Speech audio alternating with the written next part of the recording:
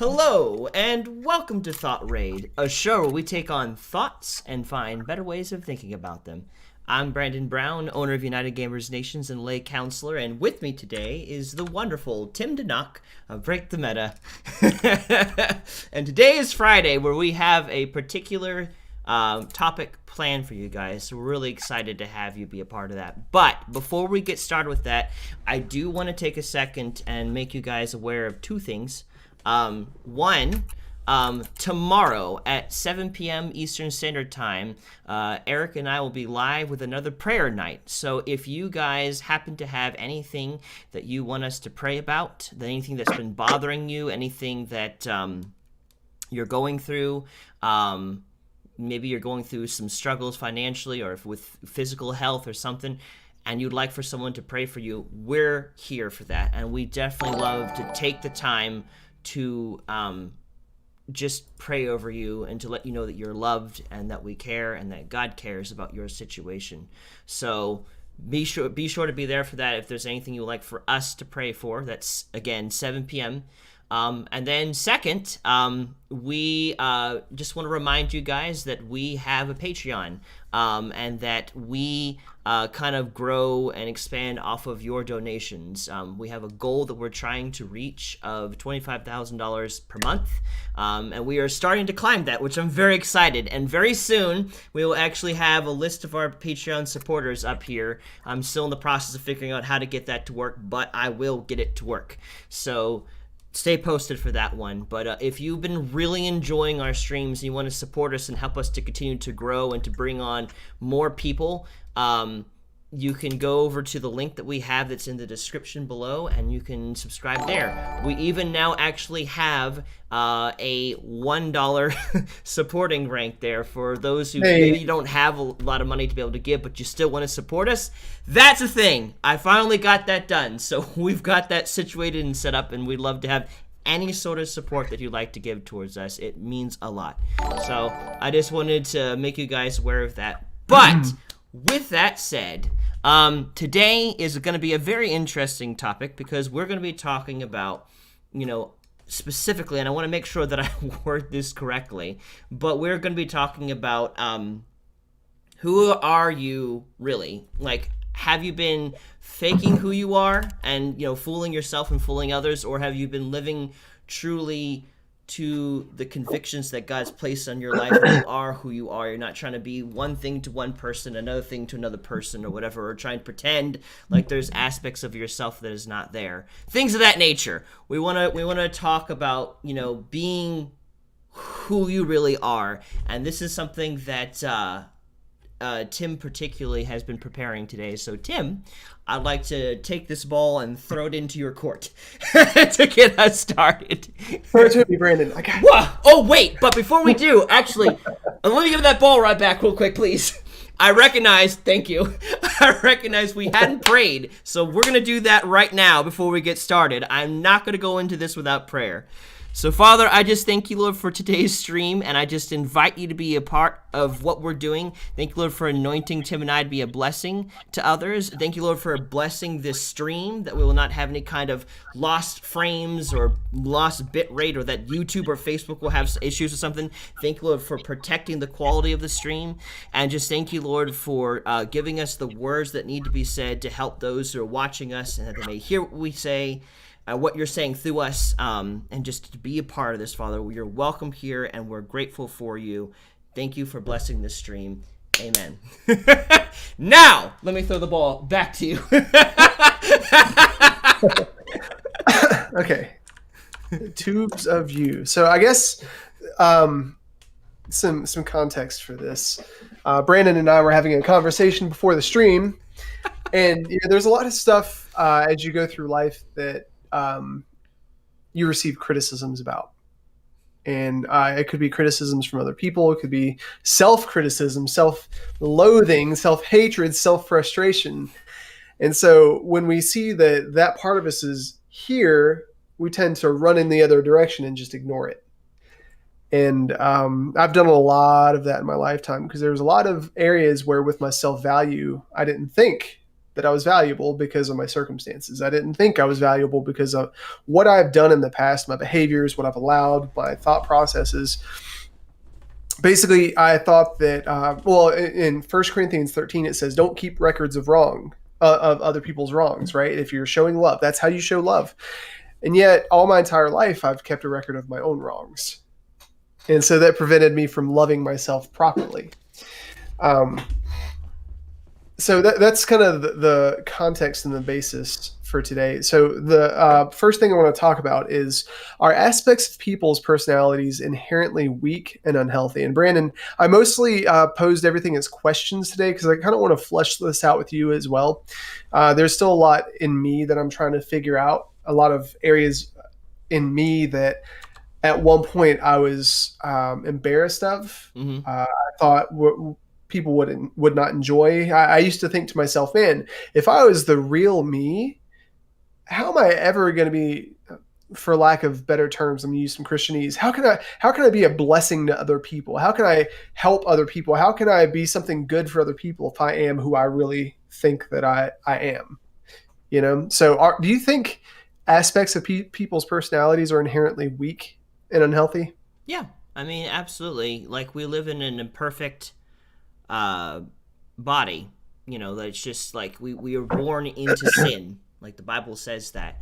And so there's just naturally part of ourselves that are strong, that like are really, God-given inherent traits that are healthy and good. And then there's just part of ourselves that have been corrupted by sin that crave things unhealthfully, for lack of a better word. And I think it's okay to know that and to like be aware of it so you can begin to work through that, like to know that you're not inherently perfect. And there'll be things, aspects of yourself that'll need work, time, care, attention, whatever, to kind of to get it to line up with the Word of God, and who God's trying to develop you into being, or from outside of Christian terms, to just kind of line up with a healthier self that doesn't fall prey to the weaknesses of that part of yourself, that you have ways to compensate for that, I guess, or to work through it, or to build it up so it's no longer a weakness. I don't know. But yeah, there are weak parts of ourselves. I kind of want to be contrary. Maybe that's just the theme, because earlier I was contrary. I was like, Brandon, I don't know about this. Well, the way I'm thinking about this, different aspects of people's personalities. Like some people are sticklers for details. Mm-hmm. Some people are weird. They just like things that don't click normally with people. Some people are funny. Some people have very strong opinions. Some people are clean. They're orderly. Some people are studious. There's just different aspects of people's personalities.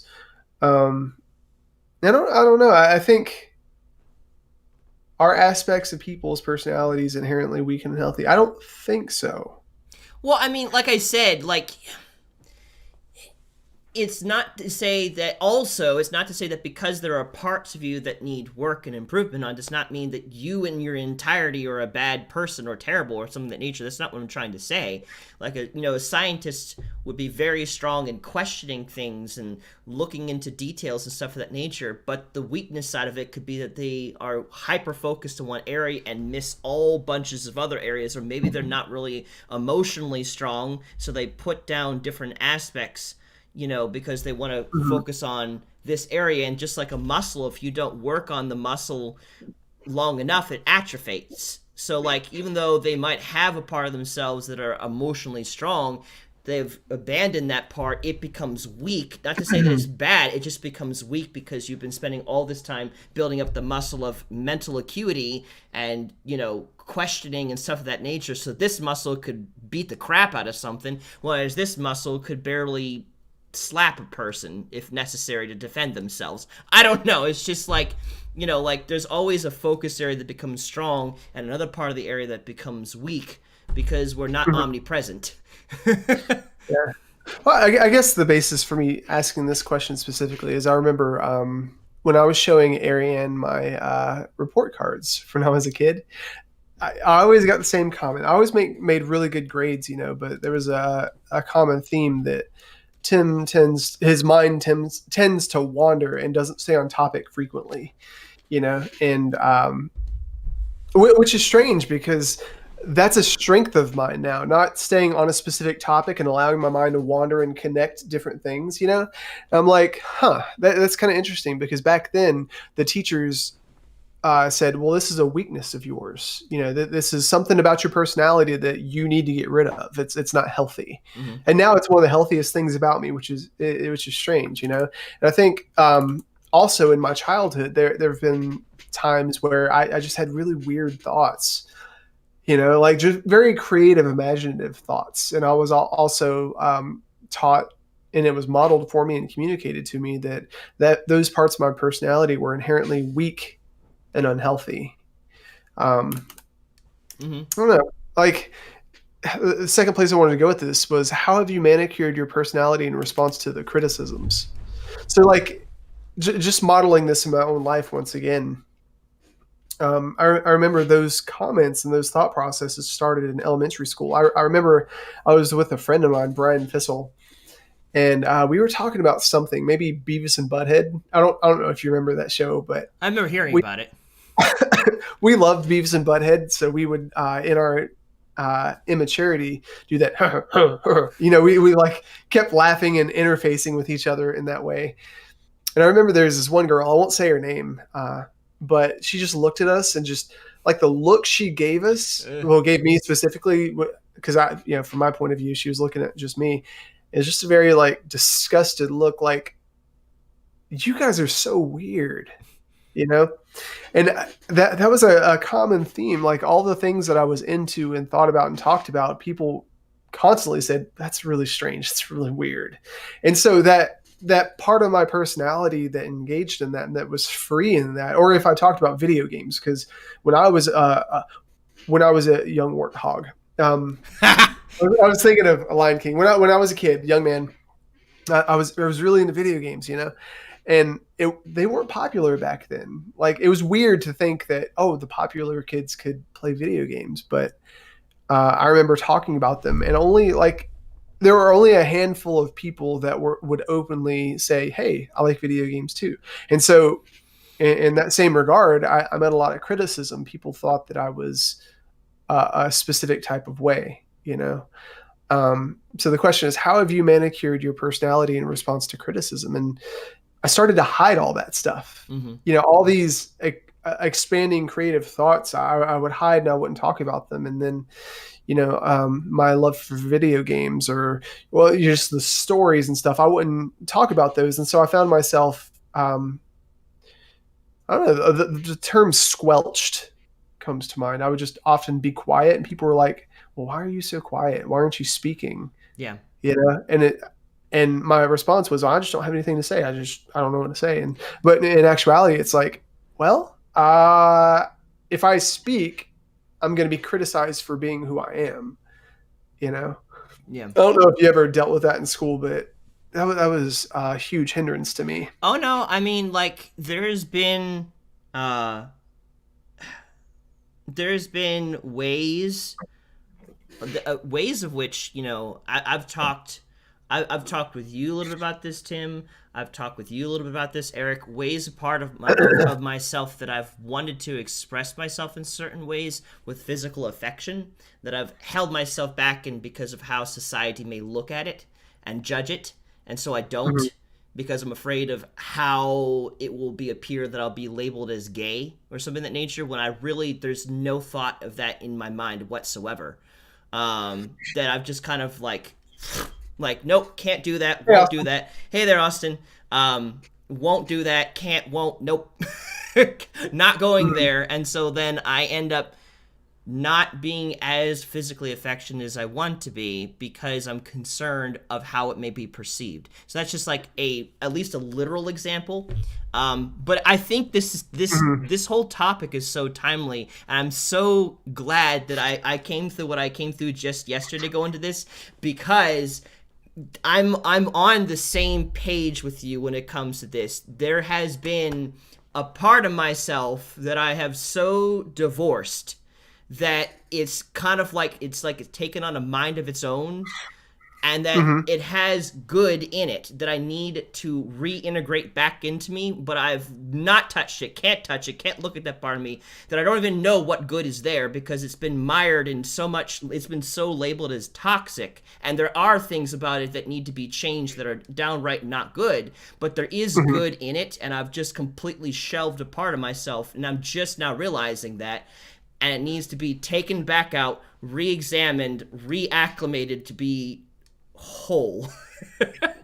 And it's like, this is Yeah. like, has there a part of myself? Actually, yes. For like, of all the areas of my life that I have integrated and I am one whole cohesive person, there is a part of me that I just discovered yesterday that I have completely not been honest about, just avoided, let it die, let it wither, that there's good lost amongst all the bad that needs to be brought back in. And so, Hmm. like, it's interesting because, like, while I do believe that there are aspects of ourselves that are weak, I'm not saying that we should just like completely get rid of that and like not have in your life, like, but to instead take that thing back in and reintegrate into who we are and like turn that into a strength kind of thing, like what you did when it Hmm. came to your mind wandering and stuff of that nature. Like, you could have just shelved it and then never Hmm. touched it, and then it would never turn into a strength because what people said, but you've taken it, you've turned it into a strength. So I find this topic really interesting. So I'm sorry, I'll let you Hmm. continue. No, no, that's why I mostly made questions instead of bullet points because I don't really know where I'm going with this now because man, school was really strange. I found it very hard to connect with people. Like I knew Austin back in school, but I didn't know Austin as, hey, this dude that I could actually hang out with and talk to. I knew him as, oh, Lauren Jaffe's younger brother. And then I knew Lauren Jaffe as whatever perspective I had on her back then. But you know, I always saw people from the lens of will they accept me as I am, or will they want this facade of what I think I should be? You know, and that continued like once I from middle school into high school, from high school into college, the little stint of college that I did, and then from college into my mentorship and throughout all the jobs I had, relationships with girls. You know, I didn't have any solid friendships in my 20s, man. Like, well, my early 20s, like prior to like 29 or so. Um, it was just a fear of not being good enough, you know, through all these criticisms. Like, the first question was, are aspects of people's personalities inherently weak and unhealthy? And I thought that a lot of my personality was weak and unhealthy.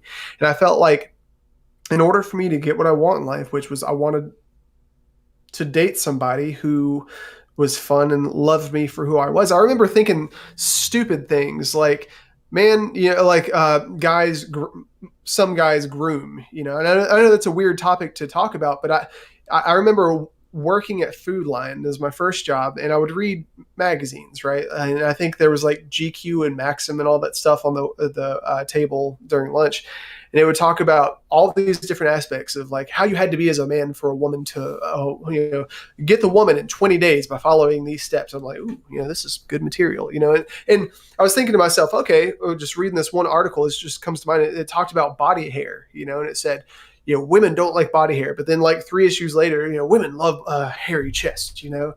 But you know, I got this in my mind, like, man, I really hope, like, I don't think it's going to be possible for a girl to like me as I am because I'm going to have bad breath.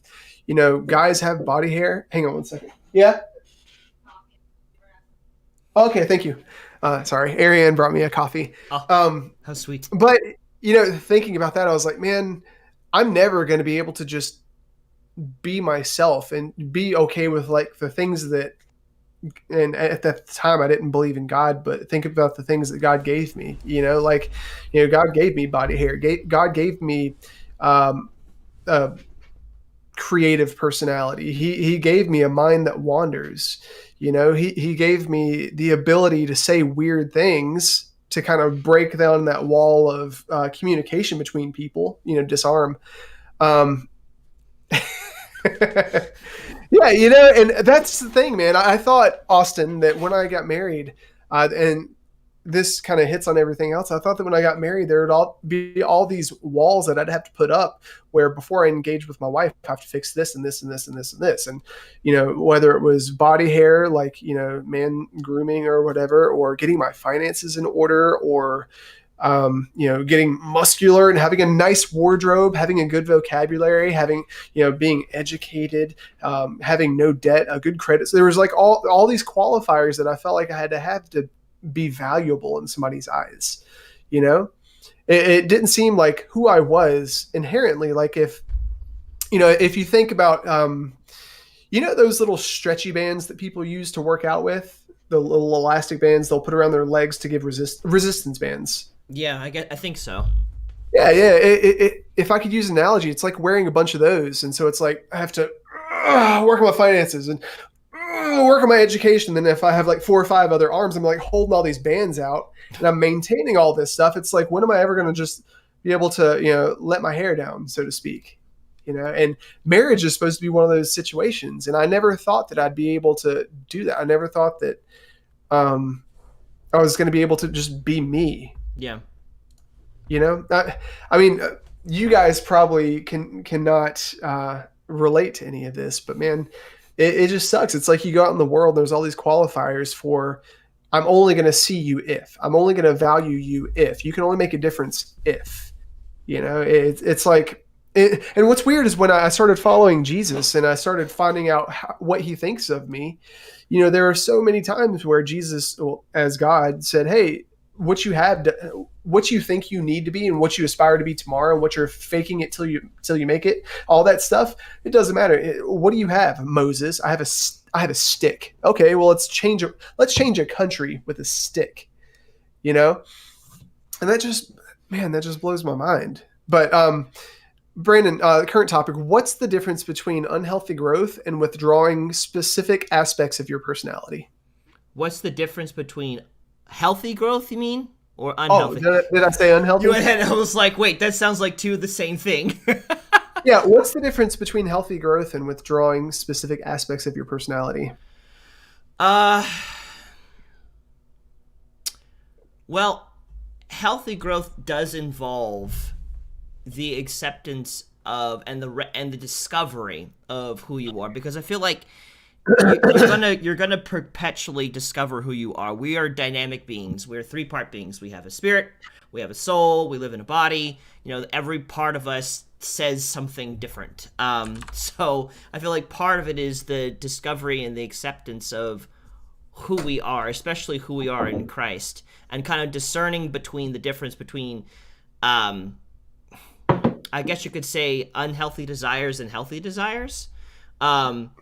But I think the withdrawing from specific aspects of your personality, like there will be desires that are good within us mixed in with desires that are wrong, and then because one area of ourselves has a lot of wrong in it, I feel like the unhealthy aspect is when we try to divorce ourselves from that, because it's gotten us hurt multiple times, and so we're like, well, I'm just going to take this part of me and never show it to the world, not accept it, we're just going to put that over there.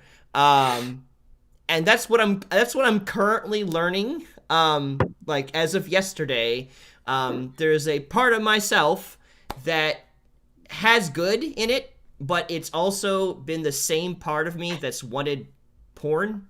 And because it wants that over healthy things, I'm just like, we're just gonna put that somewhere else, pretend it's not there, because I want to follow Jesus, and that just constantly gets me in trouble. So you can't follow Jesus and watch porn, Brandon. But like, it's the first time I've discovered, because it's like, like there's been something within me that I'll be like, ever since fear has been broken down in my life, because I used to be super anxious, and I would use fear as like a force to do the right thing. And like God says repeatedly, fear not, be anxious for nothing, perfect love casts out all fear. And so like I've been like finally getting a hold of that. There was like this moment where I realized, where it's like, wow, anxiety makes me want to look at porn, and I can't have this in my life, because I don't want porn, and I know that's a sin. I don't. I began to work against the anxiety, and there came a point where a lot of anxiety was chopped down, beginning with when I moved out of my parents' house. And so then, with anxiety out of the way, porn is still there. And the last year, like all of a sudden, after going like 7, 8 years of not looking at porn, all of a sudden, here you go. Here, let's just deal with this all over again. I'm like, why? Why? I hate this so much. I don't want this in my life. I know that it makes me feel terrible. I know it's fake. I know it's moving me away from you, God, in some aspects. I want this out of my life now. And like I've been having to like rediscover new ways of dealing with that don't involve fear. And so I've been in this routine of like every 2 months, like something literally feels like it grips me by the throat and forces me back into porn, and I cannot resist it.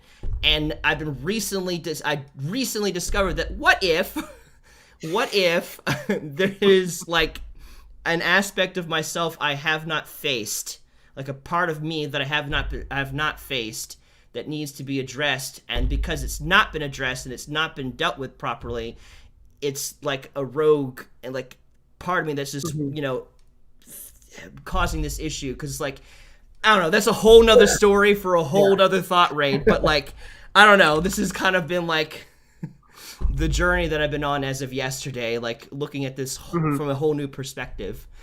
Yeah. Catching up on the comment real quick, Austin said, I think it's better to remember that there are over 7 billion people on this planet. Every single person is slightly different. So when a magazine or something tells you this is how you need to be, the question is for which one of those 7 billion people. And I think that's accurate. But, as you're going through it, it's very, very focused. Like your perspective is zoomed into you. You're not thinking about all the people. You're thinking about how you relate to the expectations around you, right? Because if you look at culture, you look around. Like my wife has traveled all over the world. She was talking to me last night about being in India, and we were watching this. Well, what we were watching doesn't matter, but basically, there are certain expectations the culture has, right? And when you don't follow those expectations, people tend to stare at you and just set you apart, And when you're growing, period, when you're growing spiritually, when you're growing mentally, when you're growing physically, when you're figuring out who you are, you're weighing your perception and your worldview of, am I good? Am I healthy? Like, is who I am enough? Am I valuable? Against the pre-established expectation of this is what you should be. You don't think about that in the moment. And coming into Christian culture has been really weird for me, because I came into Christian culture after I went through all this other stuff, and I was lucky to have such a kind group of friends that were willing to show me that I was enough and that I was valuable and that I was capable and that being broken is okay. Being imperfect is worth being friends with, But coming into Christian culture is really strange because there are all these expectations and standards. Well, let me just address the question real quick. What's the difference between healthy growth and withdrawing specific aspects of your personality? Right? There's this weird dogma in the Christian culture where a lot of people think you have to be perfect to follow Jesus. You can't have this issue, and man, if it's a continuous issue, well, you might as well just give up your ministry. You don't need to be talking to people. Well, in the Bible, that is true to some extent. If you are in sin constantly and just engaging in it and wanting it, and just you have no business teaching people, right? Because you're supposed to lead by example. You're supposed to show people who Christ is, and you can't do that if you're not walking in Christ yourself. But just thinking about how this relates to everything else, what's the difference between healthy growth and withdrawing specific aspects of your personality? The note that I did have written down about that was healthy growth embraces who you are and makes that part of you better. Withdrawing specific aspects of your personality detracts from who you are and discourages you from taking action. And that really hit me. I like all these movies where it's a constant movie, not cliche. What's theme? Mm-hmm. where the protagonist or somebody has this weird tick about them that most people are like, what the heck? And they just seem unsalvageable, you know? Mm-hmm. And then, the person after person tries to teach the kid or the student, and everybody's given up hope. And then this one person comes along and they don't impose expectation or culture or whatever on this kid. That they just ask, okay, well, why do you think that way? Oh, okay. Well, let's nurture that. Let's not say it's bad. This part of your personality specifically. Let's not say this part of your personality is bad. Let's find out how to make it good. Mm-hmm. Right? And that's the difference. It embraces healthy growth embraces who you are and makes it better. And then withdrawing aspects of your person, it just detracts from who you. It basically says, even though this is who you are, that's not good. You need to hide that, and you need to be this thing over here. And in my 20s, that was a big thing. I was in Amway. Well, we'll just call it Amway for clarity's sake, because it went through a bunch of different names. But they told me this concept, and they taught me this concept it's actually a Christian concept, biblical concept about speaking life, speaking truth, right? Mm-hmm. And so I would run around saying, well, my business is the biggest business in the world. It's blown up. It's on fire. It's doing all basically proclaiming it to be what it wasn't. And so I took that and I was like, well, if this is how I'm supposed to navigate building a business, especially a multi-level marketing business, this is what I'm supposed to do with myself and my relationships too. I'm something that I'm not. I'm going to put on this suit, even though I hate wearing suits. I'm going to wear shoes that are definitely not my style, loafers, because I was modeling myself after this person that had what I wanted. Mm. And that was a big theme in Amway too. Find somebody who has what you want and try to be more like them. And that makes sense to a degree, but at the same time, I think I took it way too far, because I did everything. I was like, well, who I am is a piece of trash. Everything about me, that my desires, my hopes, my dreams, like all that stuff, I'm gonna throw that in the trash, because society says I should want this. This person has that, so I'm just gonna be them. So I went out and I bought penny loafers. I bought the dress pants that had the crease down the leg. I did a lot of things that were not consistent with the way that God actually made me. Yeah. And the things that I wanted, the things that like, if I lived as I am now, fully in who I am back then, man, my life would have been so much different. I mean, hindsight is 2020. It literally is right now. Yeah.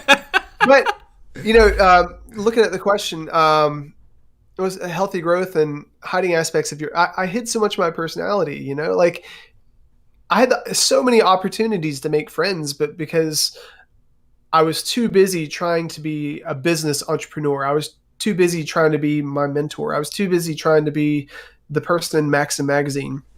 I was so busy focusing on that Tim just got weaker and weaker and weaker and weaker. Like Right. you were talking about earlier, muscle atrophy. Right. Like my personality got weaker and weaker and weaker and weaker because I gave more credence and more value to this up here. Yeah.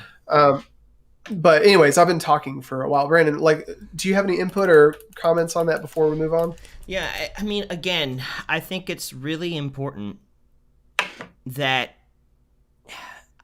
I don't know. I didn't have too much of an issue with this because I grew up as an only child, and so again, I like to joke that the world revolved around me, even though I know it didn't, and I know it never does. But when you're the center of your parents' attention and you have good parents and they love you and they give you their best, it's hard not to feel like you're the center of attention or the center of the world kind of thing. So there was a lot of me that, even though I didn't really get accepted by my peers, I still was very confident enough to be who I was and didn't try to adapt to what other people were doing because it just somehow felt wrong because I was getting love and acceptance by other people. So it's just I always had that. So it's instead I would try to bring the world into my corner rather than to go into theirs. And I've had to learn how to adapt to other people, and I've gotten better at it. There's been a lot of good people in my life, such as Dan, who was one of the first people that kind of came in and started to help me socially grow. But it's really important to not hate yourself, because there is, like, while there is an extreme of I'm perfect and there's no need for me to change, there is still also an extreme of I'm terrible and I need to be like other people because there is no value in me whatsoever and I'm not where I think I should be. Like, you're not terrible, you're not perfect, you're somewhere in between. And so it's good to take some time to ask the question, who am I? And what Hmm. are parts of myself that I've been fighting that I need to stop fighting and to accept and to begin to integrate? Like, if there is an area in your life, which is what I'm currently, again, going through, realizing where you've been fighting against it for a long time and it's not going away, maybe take a second to re-examine that part of yourself and realize, okay, what am I trying to get rid of that maybe I don't need to be get rid of? You know, Hmm. for instance, me going to bed super late. That's another area that I've been kind of a part of me that I've been like re-examining and stuff. I really do feel like I have been created to be a night owl. I enjoy staying up late. It's when I get to do what I want to do. And when I go to bed, boom, I'm out. When I wake up, boom, I'm up. There's no coffee necessary. I don't have to spend an hour winding down. Just when I'm ready, I'm good. And so, Hmm. there's no like exhaustion that I'm going through that suggests that I need to be going to bed at a better time or waking up at a better time, until like the responsibilities of my life shift and I do need to be up sooner. There's been people that I've been able to minister to late at night that no one else will. Like, the benefits of being a night owl is that morning people, if they're up late at night, something is wrong. And I get to be there because I'm not exhausted and I'm not going through hours of thinking about how terrible my life is and having such anxiety preventing me from having sleep. I'm naturally up at that time, so I can talk to you and help you through things when everyone else is asleep. It's this Hmm. unique opportunity that I get to cherish and have because that's who I am. I like staying up late at night. Um, so it's just something interesting that I've been recently examining as well. Yeah. My mentor, Keith Beck, taught me a lot of stuff. Some of it I now disagree with, but a lot of it I still agree with. But one thing that he modeled, which was really cool, was just questioning everything. Like, why? Right? Like, why do I believe this? Why do I think this? Why do I have to wear a seatbelt? Why do I have to wear a mask? Why? Yeah, and I will be up later because I have a stream from 11 to 3. You're absolutely right. But um, he would just say, well, I want to do this. The expectation is that I not do this.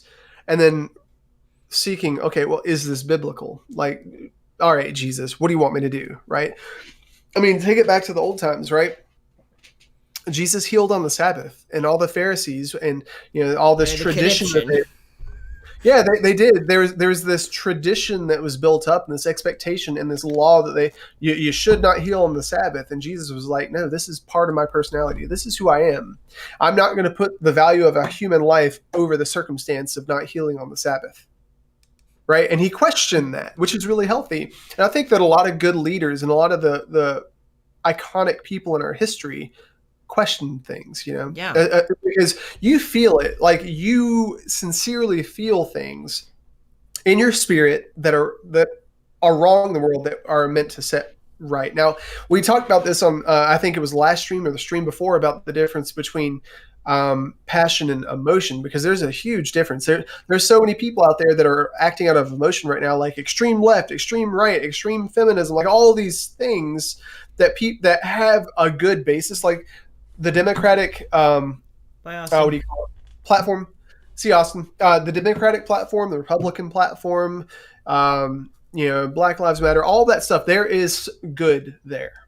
All of it has good, right? But there are people who are taking it from an emotional standpoint instead of a passion standpoint, and doing things without thinking instead of looking at the value of human life, right? But the reason I bring that up is the question. What was it?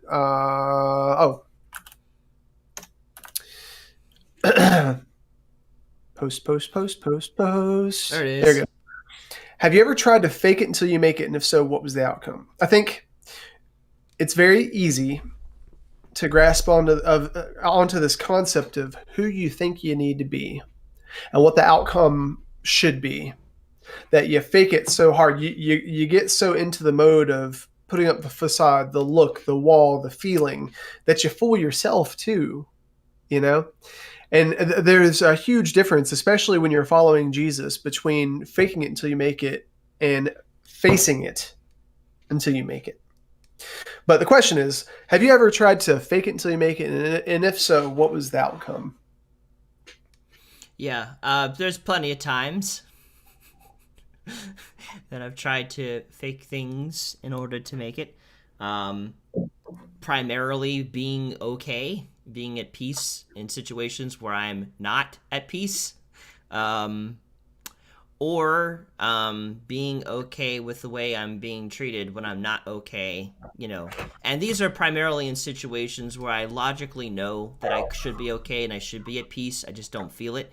So the outcome sometimes is that I do break through the wall and I am in true peace because I've held on to what God's word says.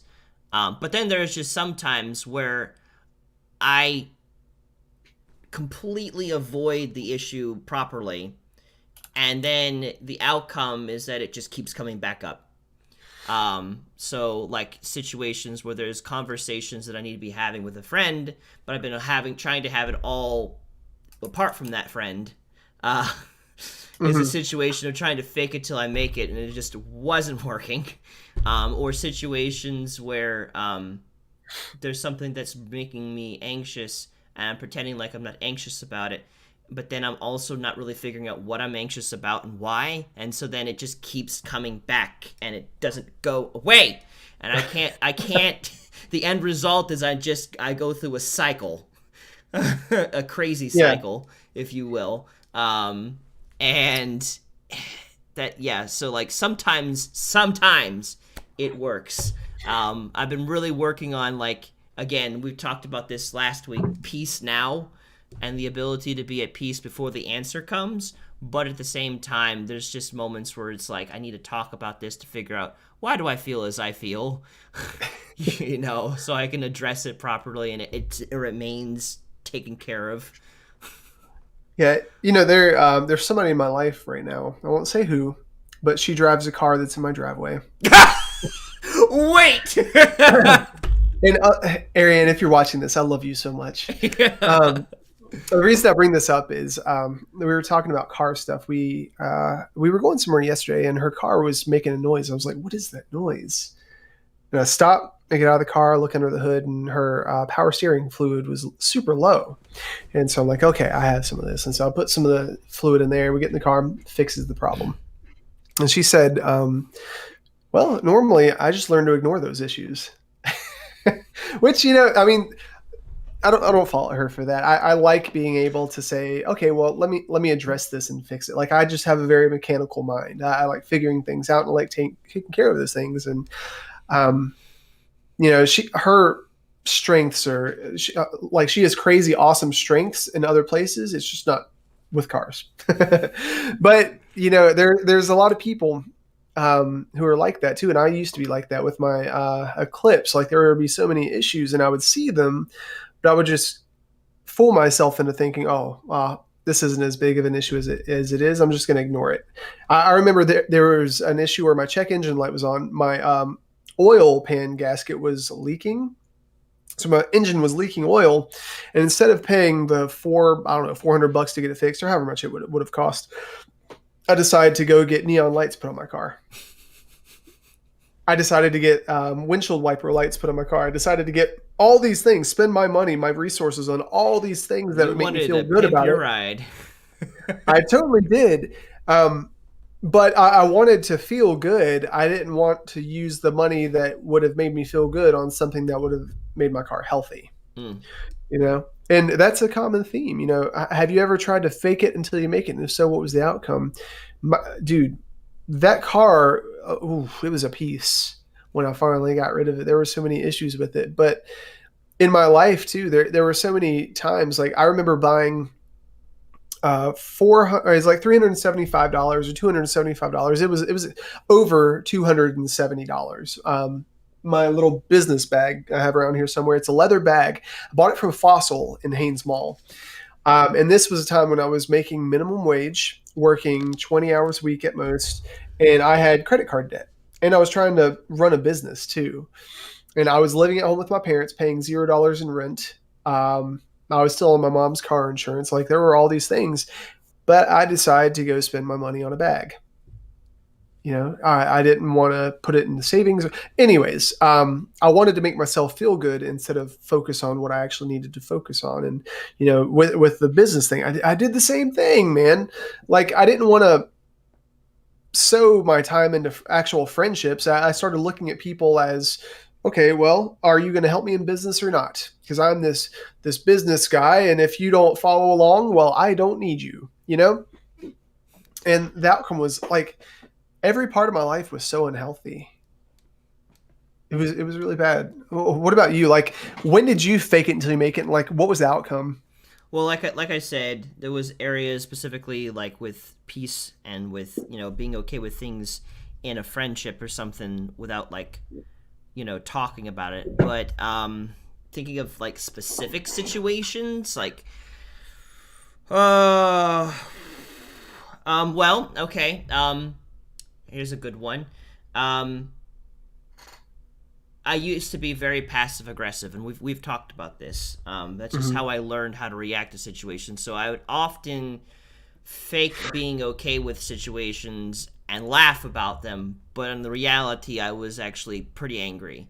And so, like, we're talking about a part of myself that I, how do we put this? You said aspects of, like, or excuse me, have you,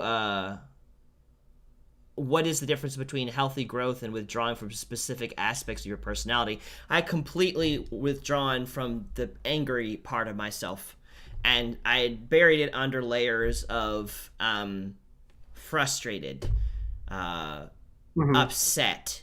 I did not realize that I was angry because I had other terms for it.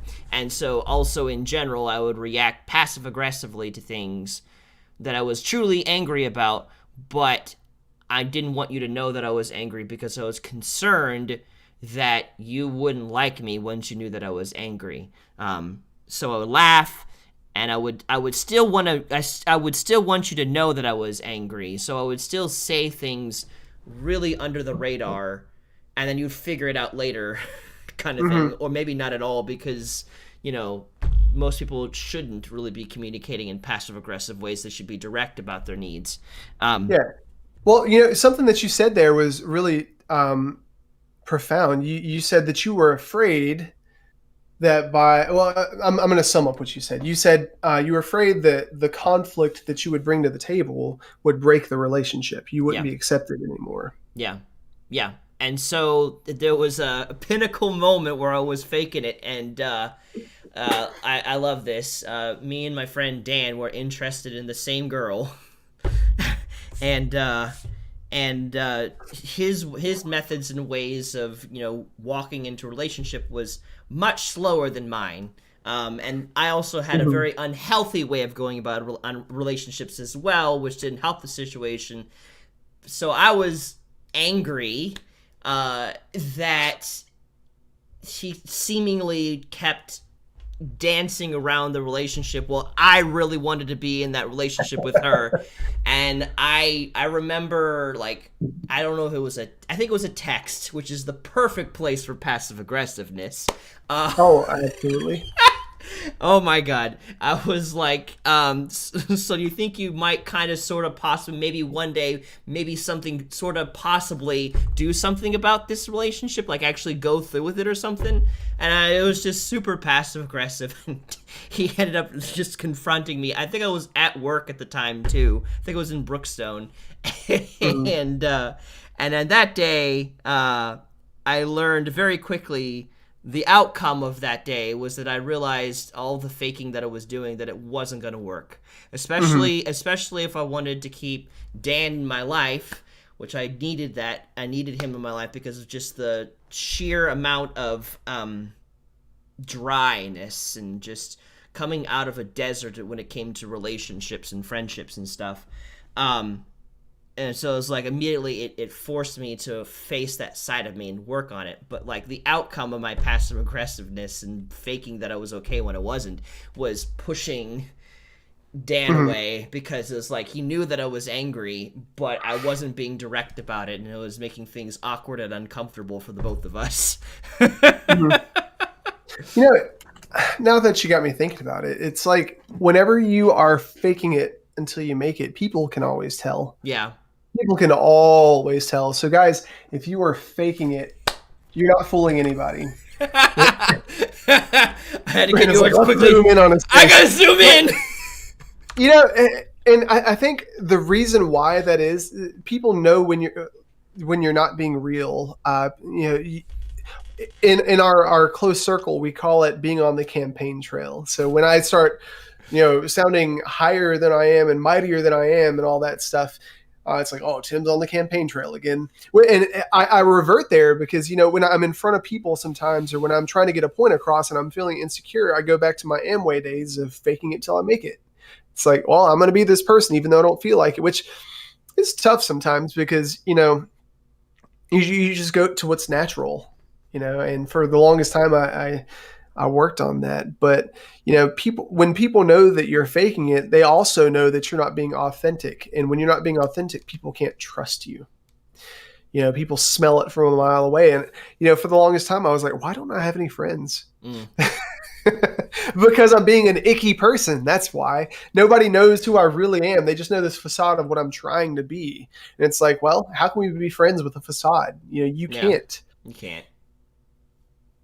But I think going back to the first thing, who you are is so important to embrace because um, when you operate in that, you operate in freedom, you operate in strength. And when you grow that, it's even better because that's how God made you. The Bible says that God knows every single hair that he put on your head. He knows your desires. He knows your wants. So some people think, oh, I'm going to hide this desire from God. You can't do it. You can't do it, you know, You can't, but really. God yeah, has well, confronted me on my BS multiple times. yeah, it's like freaking Adam in the garden. They ate from the tree of knowledge, or the tree of knowledge of good and evil and stuff. And they were like, "Oh crap, I can see your boobies. Let's cover ourselves up."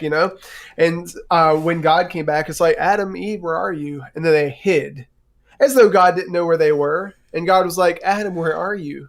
And I'm sure Adam's looking over at Eve like, "What should we do? Like, should we, should we keep hiding?" But that's the thing, you can't hide, and you're not meant to. So, you know, the I got two more questions. Let me go ahead and throw this up here if it comes up. Okay, how do you identify areas where you're faking it? Mm, And that's a good actually, question. Brandon, I want you to tackle this first because I have a direction I want to take this in, but I have a feeling like you'll have a perspective that I don't have on it. Um, so an area that specifically that I can identify that I'm faking it. Um, I know the answer. I'm just trying to like boil down all of my knowledge into something that can, here you go. Here's a nice nugget. Um, but like you can tell that you're faking it. Like for instance, okay, let's just go with passive aggressiveness. I can really speak to this.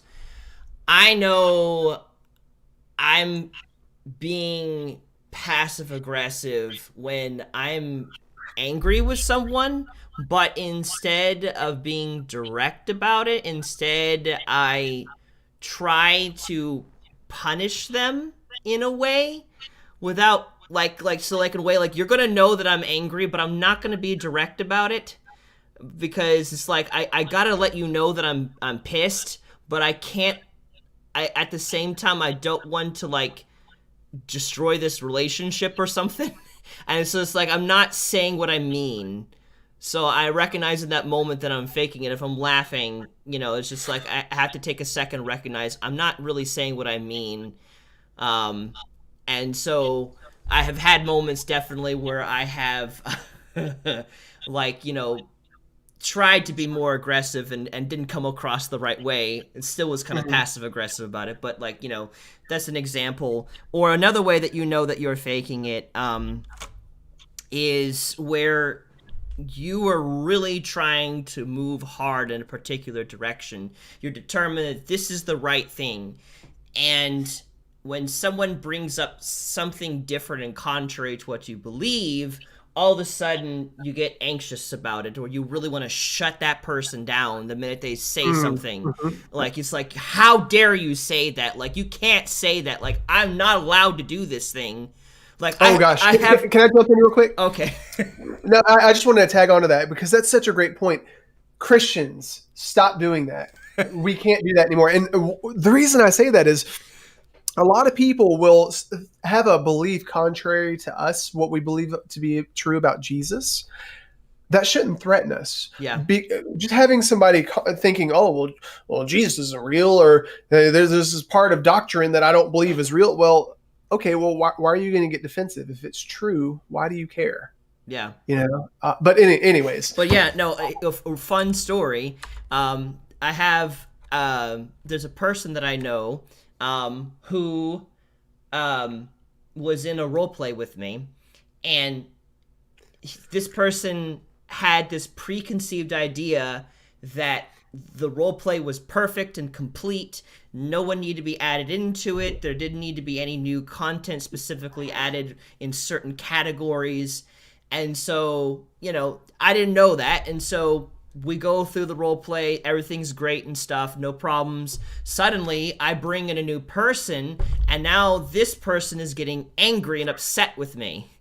And just their attitude changes, and for like months they're just sour about it, and they complain about the new person, they complain about the new content, they don't want it in their lives, whatever. Well, come to find out, eventually we're having a conversation and I catch him and I recognize that this person like they thought that they couldn't make new content, and they thought that there was not going to be anyone new that was added.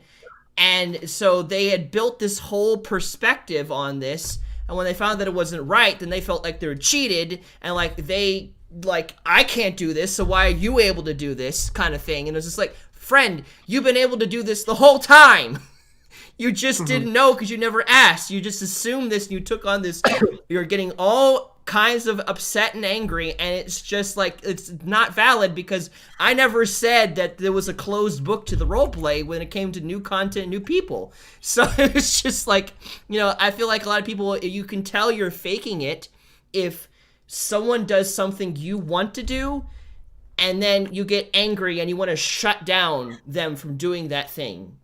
That's a sign that you're faking it. That's a sign that you've accepted something, you've rejected a part of yourself that needs to be expressed, and because someone else is expressing it and you're not doing it, then it makes you angry or upset or prideful or whatever, or you try to belittle them or whatever. Like, that's a sign that you're faking something, and there's a part of you haven't accepted yet because the fact that someone else is doing it so threatens you because you haven't been able to do it. So why should they be able to do it? Yeah. That's really good, Brandon. I'm glad I asked you first because you hit some points that I wasn't going to.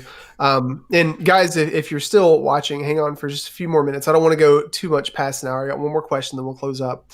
But I think the root of it. So the question is, how do you identify areas where you're faking it? And honestly, the root is when you go into a situation and you start to realize that you're acting on fear of acceptance or failure. Right? Because I know that every time I get on the campaign trail, as we were talking about, I begin to embellish. I make myself out to be bigger than I am. Situations, I tend to make them out bigger than they are. I tend to draw things out for drama because I want it to feel like a bigger deal. It's like If I'm taking Arian out to dinner, we're going to go to Taco Bell or something, and it's not as grandiose as I think it should. Like, let's say we were going to Taco Bell for Valentine's Day or something. It's like, honey, we're going to go out someplace, and you're going to love this. Oh, where are we going? Well, I thought about this long and hard, and it's going to be great because it's also not going to cost us too much money. Oh, well, where are we going? Well, you love this place. And it's like, I'm building this up because I'm like, she won't just, there's something there. I want her to accept me for taking her to Taco Bell, or I want it to be sound better than it actually is. But in actuality, you're good as you are. When you navigate life and you don't make things out to be better than they seem, we're meant to be humble. We're meant to go through life with humility, just as we are. I think that's why in the Bible, when Jesus was talking about all the parables and stuff, one of the common themes was, he who gives up his wealth finds me. And basically what that means is he who gives up the security of finances or having the ability to do things, being perceived a certain way, whoever gives that up can actually learn what it means to love other people. You can't do that when you're of the world loving yourself. But anyway, let me move on to this last. I could keep going on for hours about that. So how do you navigate growth without sacrificing who you are? So we talked about, let me run through the questions just as a recap. We talked about are aspects of people's personalities inherently weak and unhealthy? Have you manicured your personality in response to criticism? How have you? What's the difference between healthy growth and withdrawing specific aspects of your personality? How do you identify areas where you're faking it? And now, finally, how do you navigate growth without sacrificing who you are? How do you navigate growth without sacrificing who you are? Yeah. So earlier at the very start, I talked about how the teachers would say, Tim does well scholastically, but he has all of these crazy thoughts and he doesn't stay on topic with conversation. Yeah. But now it's like, it's what's putting food on my table, Yeah. Well, I mean, there's so many ways that I could answer that question again. So like, I gotta funnel all this down into something. But like, first of all, you can't hate yourself. Like, if you're hating yourself, you gotta cut that out. Like, you gotta be willing to believe that you have value, that you have purpose, that you can make a difference, because it's really hard to grow with self-hatred knocking at your door constantly. Like, it's nigh impossible. Like, I think one of the biggest issues that a lot of people that I've known have dealt with is that they believe that they are negative and they're trying to work towards being positive. So when you start down here and all that you are is terrible, then you're never really going to you're never going to grow and adapt, because you've started out yourself out with failure right then and there. So I think part of it, and the reason why the phrase "fake it till you make it" exists, is because there's an aspect of it that's true. Like, when you've been spending all your time absolutely feeling like you're terrible, there has to be a point where you have to be willing to believe that you're not, and to be willing to start from what God sees you as rather than how you see you as. So if you can start from where God sees you and choose to believe that even though you don't feel like it in the moment, then that allows you to begin to grow with acceptance of other parts of you, rather than I have to remove all these things in order to get to this place first. Like, God made you. He didn't make a mistake making you. Unfortunately, we're born into a corrupt world, and that's where that part comes from. But he didn't make a mistake making you. And so you want to take the time to accept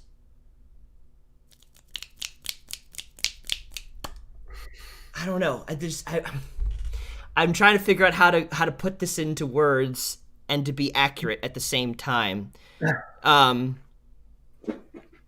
But I guess I'll have to come back to that. I think the main thing is you wanna start by being willing to accept that you're not trash. Like to be daring to believe that you're not trash, to believe that the areas that you struggle in, that there could be positives in that. And to be Yeah. willing to like look into re-examine, like you're talking about question.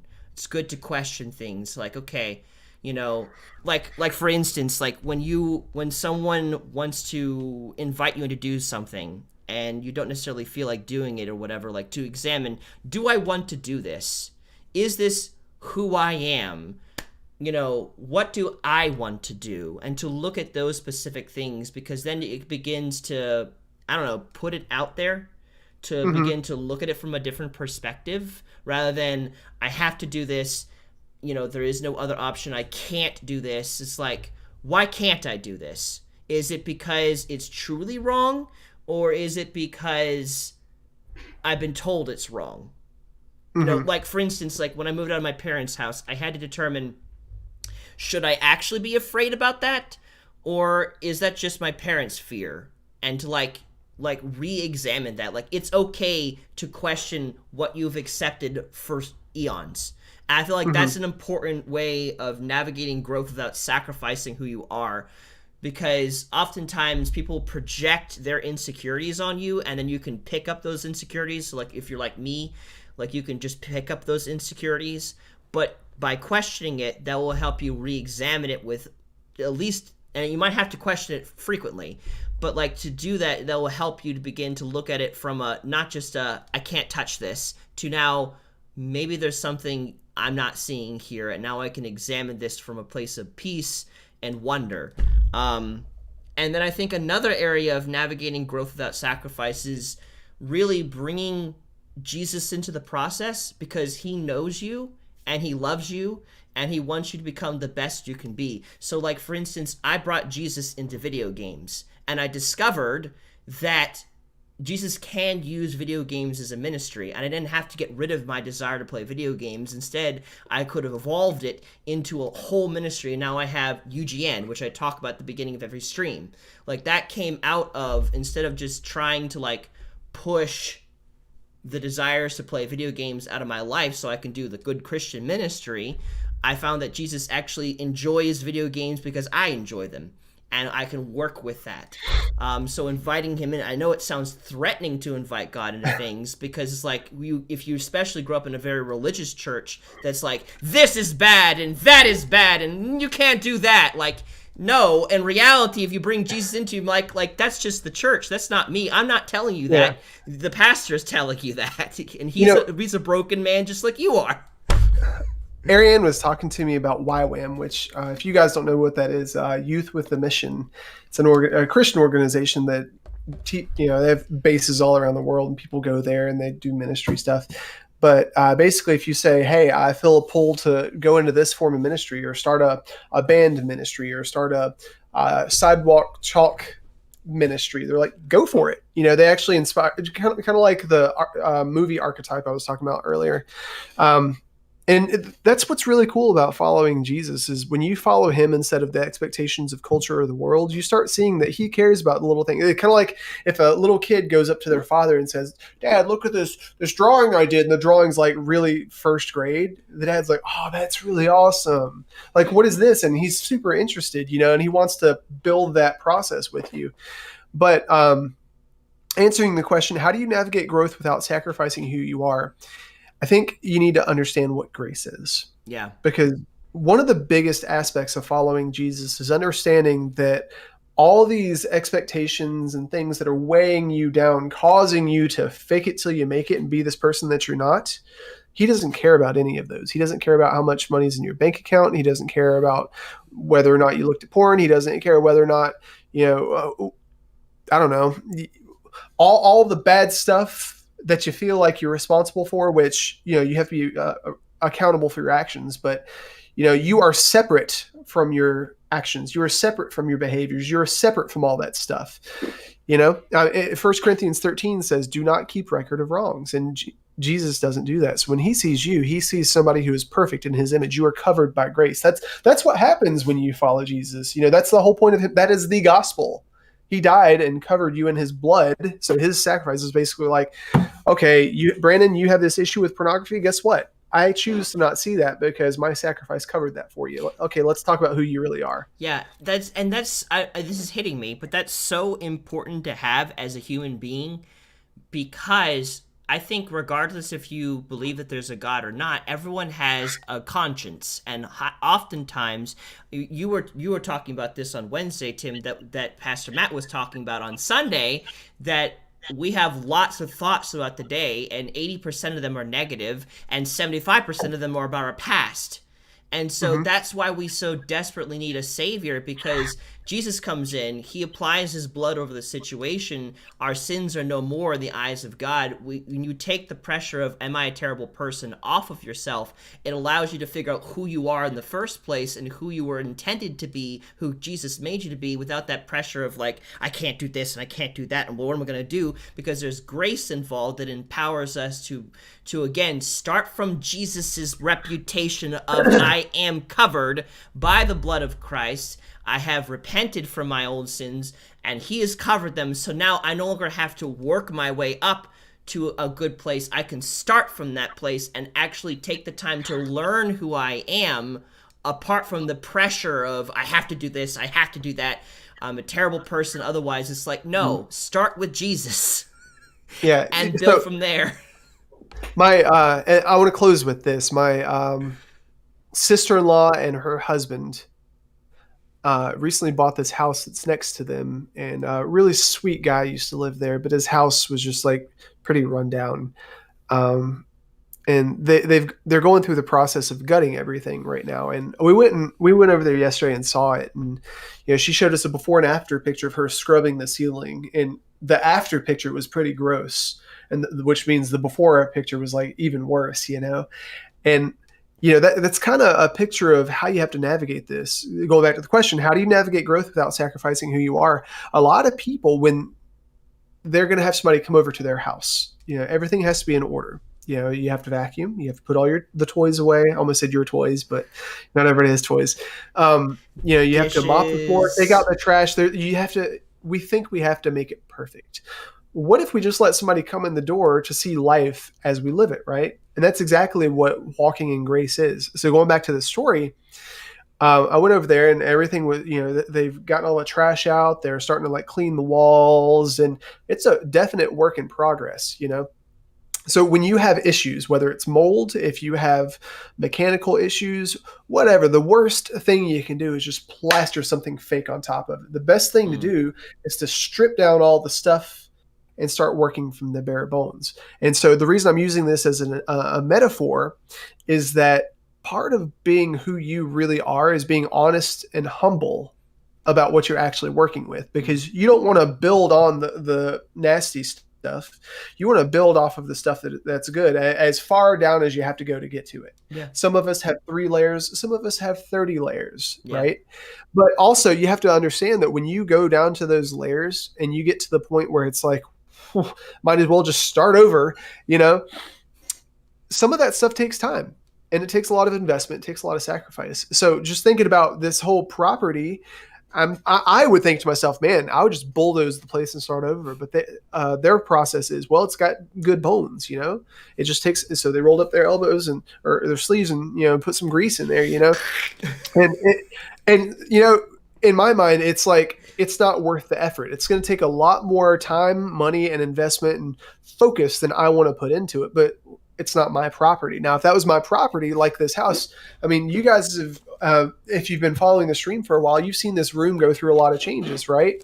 And I spent hours painting. I spent about an hour putting up this thing the other day, and I'm going to go get shelves. Some people will look at that and say, well, that's not worth well, guess what? It's my process. Yeah. I have to be humble about it. When I started this, or when we started doing all this stuff and I started filming on the side, this did not look like a studio. It took some time, and I had to be humble beginnings. Like if you go back to our first podcast, they looked very humble. But if I started comparing myself to what I thought that I should be, as far as content, as far as the way that the stream looked, our production values, we never would have gotten started, and if we were pretentious and, well, we have this awesome we didn't have an awesome podcast to start with, We still technically don't have a podcast. It's yeah. all YouTube videos and Facebook videos.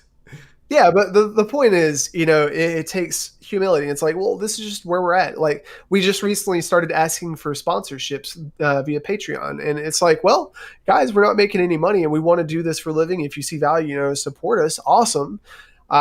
It would have been pretentious to think, well, join all of our other Patreon sponsors and, blah, blah, blah, blah, blah, embellish it and make it. No, I mean, that's honestly not where we're at. And with this show, it's not like we have thousands of viewers yet, but our goal is to get there. And the only way that we can grow is if we start at the bottom and we're honest about the process, instead of saying, okay, well, I'm going to be, I don't know, Seth Rogen. Let's do things like Seth Rogen does, or Dave Ramsey. You got to start with what you've been given. And you've got to be honest with that to other people, because people are only going to accept you fully if you're honest about where you're at. And then you just grow from there. You're going to find out what's healthy and what's not. But only if you approach that stuff with the perspective of, okay, all my cards are on the table. Yeah. I think it's really interesting when you're talking about like stripping down things and kind of getting to where it needs to be, and like, building from that. Because like for whatever reason, it made me think about, there's a whole personality archetype, like, and I think in the Myers-Briggs thing, that's their whole thing. They like to occasionally like just like reconstruct themselves. Like, and I think about since that exists, just thinking about that kind of type of person existing, I know that it's a healthy thing. Just knowing that's a healthy thing, that it's okay to sometimes reconstruct yourself to kind of figure out, okay, who am I really and what sticks? And then you do it again. That's why we're clay in God's hands. It's like, you can mold into whatever you want to, or you can start over and mold it again. Like, it's just like, we go through new situations from year to year, month to month, day to day, week to week. And so to suggest that, like we've reached perfection and that, we have to ignore certain aspects of ourselves or whatever things. No, like, take the time, tear down the things in your life that aren't you, and re-examine them and work with God to rebuild it into who you were designed and made to be. And it will take time. You might have to do it again because, heck, if you go through a traumatic situation, that's going to cause things you're going to have to tear down. That's not you. Like, you're going to go through seasons that are traumatic. You're going to go through seasons that are peaceful, but you want to adapt to each situation, but also at the same time, through every situation, learn more about yourself, and to not try to fake and pretend to be something in each season you go through, but to still be and discover who you are. Because God accepts you. He accepts you through the flaws that you have. He wants to grow you through them, of course, but he loves you unconditionally. And that's a fact. He is love. And you should also love yourself, because he loves you, and he loved you first before you even loved yourself. So why spend this time trying to be anything than what you actually are, because once you're honest about who you are and what your desires are, then you can properly grow and adapt from that place, rather than, trying to build around things that aren't there. Going to bed at a better time. Yeah, like me trying to go to bed at a better time, but in reality, there hasn't been a need for that, and kind of just accepting that I'm a night owl, and that until there's a necessity for me to go to bed at a better time, I don't need to try to keep forcing myself into something that's not for me to be forced into. I don't know. Any other thoughts to that before we close it out, Tim? That's it. Sweet. All right. Well, I want to thank you guys for watching today. It's been a lot of fun. We'll be broadcasting tomorrow at 4 p.m. Eastern Standard Time and at 7 with a prayer night. We won't be having a special guest this time, unfortunately, but we should be having a special guest next week, and we'll give you more details about that as we get closer to Saturday of next week. But we will be still live 4 p.m., and we'll love to have you there for that. And if you have prayer requests or anything that you would like for us to just either talk about and pray through, 7 p.m. Eric and I will be there, and we would love to have you with us. So just want to throw that out there. And if this has really blessed you and you've enjoyed watching the stream, please consider supporting us, because we need your support to continue to grow and to make this our full-time job in ministry. And we really want to continue to add to the quality of Thought Raid, add to our videos, add to what we can provide for you to help you out through whatever you're going through. We like to have small groups that are not broadcasted, so that if you want to talk to us without having to have the world see, we'll have something like that available for you. All that is something that we would just need your support to be able to accomplish. So if you've liked this, thank you, and I encourage you to subscribe to us through Patreon with the link that's down below. But I want to thank you guys for watching, and we'll see you again tomorrow, 4 p.m. Eastern Standard Time. You guys have a good night.